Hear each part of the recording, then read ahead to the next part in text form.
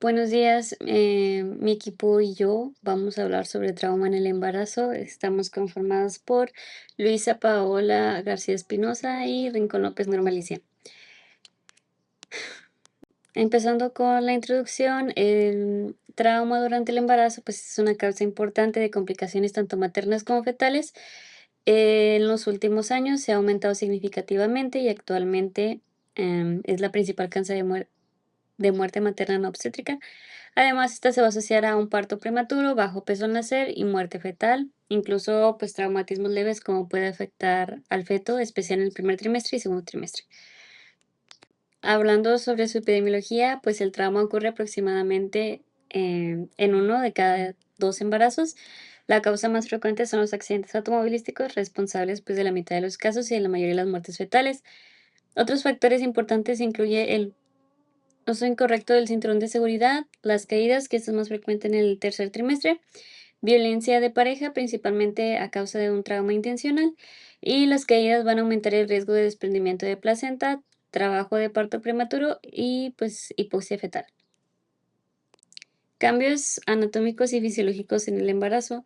Durante el embarazo ocurren cambios que modifican la respuesta al trauma. En el cardiovascular, pues este aumenta el volumen sanguíneo, lo que puede ocultar signos de shock hasta perder una gran cantidad de sangre. En la posición supina, el útero comprime la vena cava, disminuyendo el retorno venoso y el gasto cardíaco. Y el respiratorio, que este aumenta la ventilación con tendencia a una calosis respiratoria. En el renal, pues aumenta la filtración glomerular y disminuye la creatinina. En la coagulación está el estado de hipercoagulación con mayor riesgo de trombosis y por último el gastrointestinal, que este es mayor riesgo de aspiración. Estos cambios hacen que la evaluación clínica pues sea más compleja. En la evaluación y el manejo inicial, pues la prioridad siempre es la madre, ya que su estabilidad pues va a mejorar el pronóstico fetal. En una atención inicial se maneja igual que cualquier paciente con trauma, con el ABCDE, y pues administrar oxígeno para evitar una hipoxia fetal, además de colocar a la paciente en posición lateral izquierda para mejorar el flujo sanguíneo. También una reposición agresiva de líquidos y sangre si es necesario. Y después vamos a hablar sobre la evaluación hospitalaria, que esté iniciando con el monitoreo fetal continuo si el embarazo es viable, el ultrasonido para evaluar al feto y a la placenta, y estudios de imágenes incluyendo el TAC si son necesarios, ya que el riesgo de no diagnosticar lesiones es mayor que el de la radiación. Radiación en el embarazo. Pues las dosis menores a 5 radiaciones no se asocian a daño fetal. Con mayor riesgo ocurre entre las semanas 8 a 15 y siempre se debe minimizar la exposición para no retrasar estudios necesarios. En las complicaciones fetales, el feto puede afectarse por lesión directa, desprendimiento de placenta, hipotensión materna y parto prematuro. En los signos de alarma, pues habrá sangrado vaginal, además de contracciones y alteraciones en la frecuencia cardíaca fetal.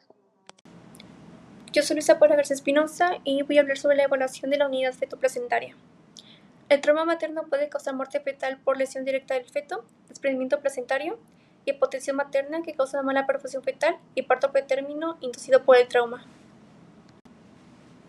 Entre los signos de alarma en exploración tenemos el sangrado vaginal, que puede indicar abruptio, y placenta previa y trabajo de parto. La ruptura de membranas, que es un flujo blanquecino o verdoso, que indica riesgo de infección y colapso de cordón. Y contracciones uterinas y frecuencia cardíaca fetal anormal. La hemorragia fetomaterna, esto ocurre cuando sangre fetal pasa por la madre tras trauma uterino y el riesgo importante en madres de RH negativas, ya que pueden formar anticuerpos. La prueba clave es la de Klein-Hager-Bethke, que detecta sangre fetal en circulación materna y guía la dosis de inmunoglobulina anti-D. Se tiene que manejar con 300 microgramos de anti-D por cada 30 mililitros de sangre fetal y administrar en menos de 72 horas. En la imagen en el embarazo, los ultrasonidos y la resonancia magnética son los preferidos en estos casos, ya que son los más seguros. Los rayos X y el TAC se tienen que administrar en dosis generalmente bajas y no deben evitarse si son necesarios. Y la gadolina, esta solamente se tiene que utilizar si es esencial. Bueno, ahora hablando sobre el monitoreo fetal, tenemos que la frecuencia normal del feto es de 110 a 160 latidos por minuto. Y tenemos que una hipoxia fetal, esta es inicial si hay taquicardia y es grave si hay bradicardia, que se considera bradicardia cuando es menos de 120 latidos por minuto, que este es un signo de alarma. Se tiene que recomendar que si en las 20 semanas se tiene monitorización, más de 6 horas. Y si hay alteraciones, se tienen que administrar líquidos intravenosos, oxígeno y reposicionamiento materno. Y si no mejora, se tiene que recomendar una intervención obstétrica urgente. Ahora hablando sobre el desprendimiento placentario, tenemos que la separación es la separación placenta-útero, lo que causa un oxígeno fetal disminuido. Esta puede aparecer hasta 24 horas después del trauma. Entre sus datos clave tenemos que el sangrado solo ocurre en 35% de los casos y las contracciones frecuentes indican un signo importante. Se tiene que manejar sin datos de riesgo, observar 6 horas y con síntomas monitorizar más de 24 horas. Ahora hablando sobre el trauma en el embarazo, tenemos que la prioridad es la madre, ya que el choque materno causa hasta un 80% de muerte fetal. En el trauma abdominal cerrado tenemos que la complicación principal es el desprendimiento de placenta y la ruptura uterina. En las fracturas pélvicas tenemos que la principal causa de muerte fetal en trauma, con una mortalidad fetal de 35%. En el trauma penetrante tenemos que tiene una menor mortalidad materna, ya que el útero protege los órganos, y tiene una mayor mortalidad fetal de hasta el 73%. En el trauma neurológico tenemos que la lesión cerebral materna es grave y se tiene un pronóstico fetal.